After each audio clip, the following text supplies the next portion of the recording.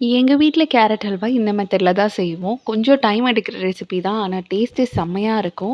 So winter season அப்டின்னாலே கண்டிப்பா carrot halwa இருக்கும். அண்ட் இப்போ நான் 1 1/2 கிலோ ஆஃப் கேரட்ட வாஷ் பண்ணி, பீல் பண்ணி, கிரேட் பண்ணி வச்சிருக்கேன்.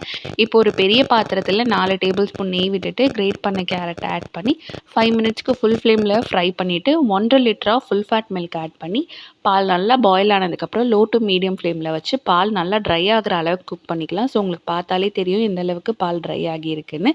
இந்த ஸ்டேஜ்ல 3/4 கப் அளவுக்கு ஸ்வீட்லெஸ் கொய்யா, 2 1/2 கப் அளவுக்கு சுகர் ஆட் பண்ணி குக் பண்ணிக்கலாம். சுகர் ஆட் பண்ண உடனே தண்ணி விடுற மாரி இருக்கும். அதுக்கப்புறம் 3/4 கப் அளவுக்கு கண்டென்ஸ்டு மில்க் அண்ட் ஸ்வீட்னஸ்க்கு ஏத்த மாரி கண்டென்ஸ்டு மில்க்கும், சுகரும் நீங்க அட்ஜஸ்ட் பண்ணி ஆட் பண்ணிக்கோங்க. ஸோ பாலும் தண்ணியும் நல்லா ட்ரை ஆனதுக்கப்புறமா, 1 டேபிள் ஸ்பூன் நெய்யில முந்திரி, திராட்சைய வறுத்து ஆட் பண்ணிட்டு, அகைன் நல்லா குக் பண்ணீங்கன்னா, பாத்திரத்தில ஒட்டாம நல்லா ஹல்வா திரண்டு வரணும். ஸோ நம்ம கேரட் ஹல்வாவும் சூப்பரா ரெடி ஆயிடுச்சு. கண்டிப்பா ட்ரை பண்ணி பாருங்க. அண்ட் வீடியோ பிடிச்சிருந்தா மறக்காம லைக், ஃபாலோ அண்ட் சப்ஸ்கிரைப்.